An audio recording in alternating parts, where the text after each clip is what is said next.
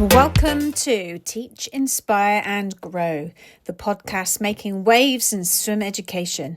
I'm Helen Hughes, founder of Mini Water Adventurers, creator of the Orca Swim Trainer and a firm believer that swimming lessons should be more than just a flip and float or endless lengths of boring stroke work. Whether you are brand new to teaching or have been in the game for years, I've got a fresh and unique approach you won't find anywhere else. It's got a bit of fluff and tenderness because learning to swim should feel magical, but it also is packed with purpose and momentum, ensuring every splash leads to real progress.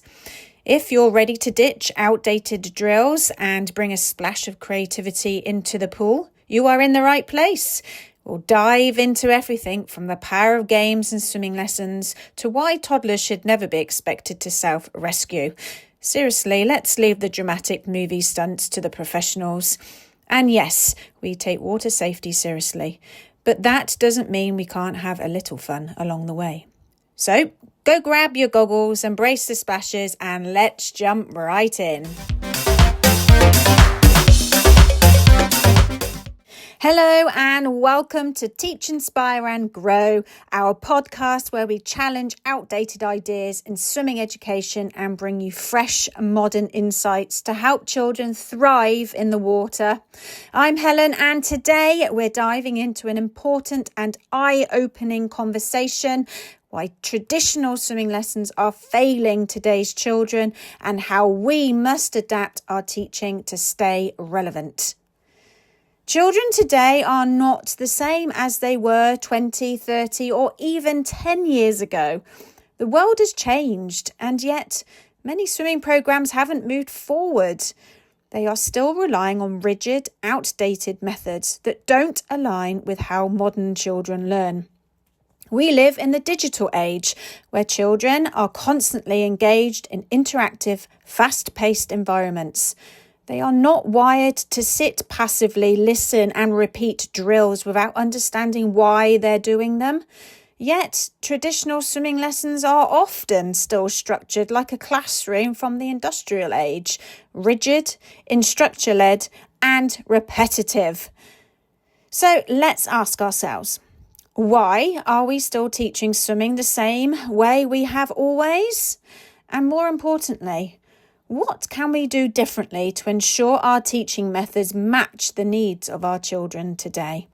Today, we will explore the flaws of traditional swimming lessons, the disconnect between old methods and modern learners, and how we as swimming teachers can evolve to create confident, engaged swimmers for life.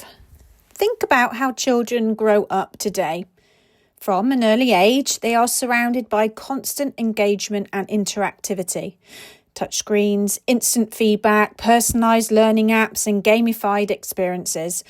Their world is fast-moving, sensory-rich and designed to keep them engaged. Contrast that with what happens when they walk into a traditional swim class. They are told to stand in a line, take turns and listen to instructions. They are asked to repeat drills over and over before they even know why they're even doing it. They are expected to sit still, pay attention and absorb this information passively.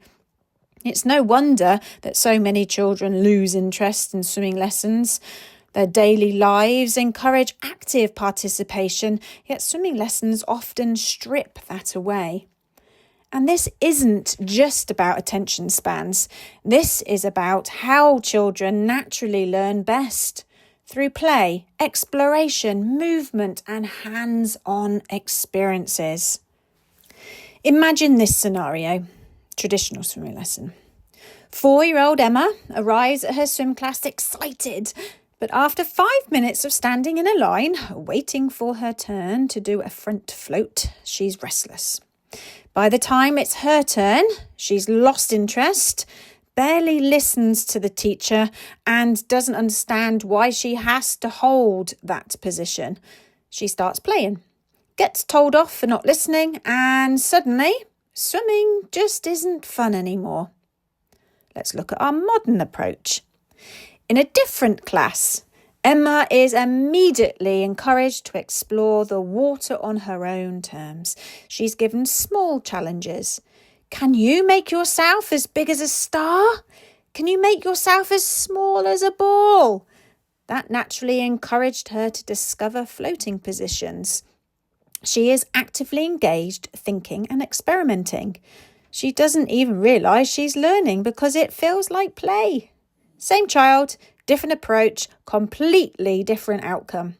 We need to match our teaching methods to how children learn in today's world. The problem with traditional swimming lessons. For too long, swimming has been treated like a robotic skill, where success is measured by how well a child can perform the 4 competitive stroke. But here's the problem. Many young children are taught drills without context. They are told to perform a front crawl without first understanding how water moves around them. Learning is an instructor-driven, not child-led. The teacher demonstrates, the child copies, and mistakes are corrected instantly. But this doesn't encourage problem solving or independent thinking. The lessons are often repetitive and rigid. The focus is on perfecting movements rather than allowing children to build confidence and adaptability. Now, let's look at what happens when we approach things differently. Imagine a 6-year-old boy called Lucas. His parents signed him up for swimming lessons because they knew it was an essential skill. But every week the lessons were the same. Float, practice, kicking drills, strict stroke technique. Lucas was excited at first, but soon he got bored. He didn't understand why he had to keep practicing movements that didn't make sense. There was no adventure, no play, no opportunity for him to explore water on his own terms. He eventually started dreading swim class. Contrast with this. Little Evie, a 5-year-old in a modern play-based swim class. Instead of rigid drills, Evie's lessons involve treasure hunts to practice diving and breath control, obstacle courses to develop agility in the water, games that mimic real-world water situations to build these problem-solving skills. Evie didn't just learn how to swim. She learned how to move through water with confidence and awareness. By the time she was 6, she was not only swimming, but doing it so with ease and joy. This is where smart swimmer approach comes in. It's a modern, child-centered way of teaching swimming that goes beyond just strokes. SMART stands for self-awareness, helping children understand how their body moves in water through playful exploration, games and sensory experiences rather than rigid drills. This develops natural balance, buoyancy and self-correction skills. Mastery of movement, encouraging children to develop adaptive skills such as treading, rolling, diving and floating through fun challenges and adventure-based learning. Anticipation skills, teaching children to predict and respond to different water environments by practicing real-life scenarios like navigating waves, currents or unexpected splashes. Respect for the water, introducing children to different types of water environments, from pools to open water, through guided exposure, helping them understand how water behaves in different settings. And trust in their abilities, encouraging independence, problem solving and creative exploration, rather than strict instruction to build confidence and resilience in the water. By embracing smart swimming, we can create children who are not just swimmers, but water-wise, adaptable and confident for life. To make the smart swimmers approach even more impactful, we integrate EPIC activities, exploration, independence, purposeful play and curiosity into every lesson. Exploration. Children thrive when they have the freedom to explore. Instead of strict drills, we provide sensory-rich activities like underwater scavenger hunts, floating obstacle courses, and interactive storytelling.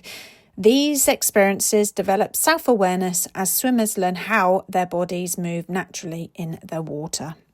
Independence. Building trust in their abilities means giving swimmers opportunities to make their own decisions. Instead of always following a set path, they choose their own routes in a floating course, experiment with different strokes, or problem solve how to retrieve a toy from the pool floor. This promotes self-reliance, confidence, and adaptability in the water. Purposeful play. Every activity is designed to be fun and skill building. Whether it's a rescue mission game to encourage rolling and floating, a relay race to refine stroke techniques, or pretend play adventures that introduce water safety concepts. Children develop essential skills while staying engaged and excited about swimming. Curiosity. We foster a "what happens if" mindset, where children experiment with movement, buoyancy, and breath control in a playful way. Sinking and floating experiments, magic potion games with different equipment combinations, and team challenges keep curiosity alive, helping swimmers anticipate and respond to real-world water scenarios. By blending the SMART approach with epic activities, lessons become exciting water adventurers rather than rigid instruction. This ensures that children not only learn to swim, but develop the skills, confidence, and mindset to thrive in any water environment. So let's take a moment to reflect on everything we've covered in today's episode of Teach, Inspire and Grow. We started by exploring how children learn differently.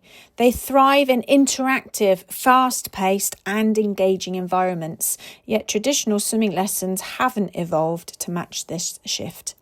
We then examine the flaws of outdated swimming teaching, rigid, repetitive drills, instructor-led lessons, and a lack of independent exploration, leading to disengaged, frustrated swimmers who either drop out early or never develop true water confidence. But we have also uncovered the solution by creating smart swimmers using the EPIC framework. Exploration, allowing children to discover and experience water in different ways. Purposeful play, using games and creative activities to build real swimming skills. Independence, giving children control over their learning to boost confidence. It's okay, I promise it works. And curiosity, encouraging questions, experimentation and problem solving. Yes, it can be done. By making this shift, we can transform the way children experience swimming from a rigid, skill-focused routine to an exciting, dynamic journey that builds confidence, adaptability, and lifelong love for the water. Now, I'd love to hear from you. What are your thoughts on today's episode? Do you see areas where swimming teaching needs to evolve? Drop me a message, share your experiences, and let's keep this conversation going. And if you want even more inspiration, lesson ideas and resources, be sure to check out my Swim Teachers membership, where I share exclusive insights, games and practical strategies to help you bring this modern approach into your own swim classes. Make sure to subscribe to the podcast so you don't miss our next episode, where we'll be diving deeper into innovative ways to keep young swimmers engaged and progressing. Until next time, keep teaching, keep inspiring, and keep growing.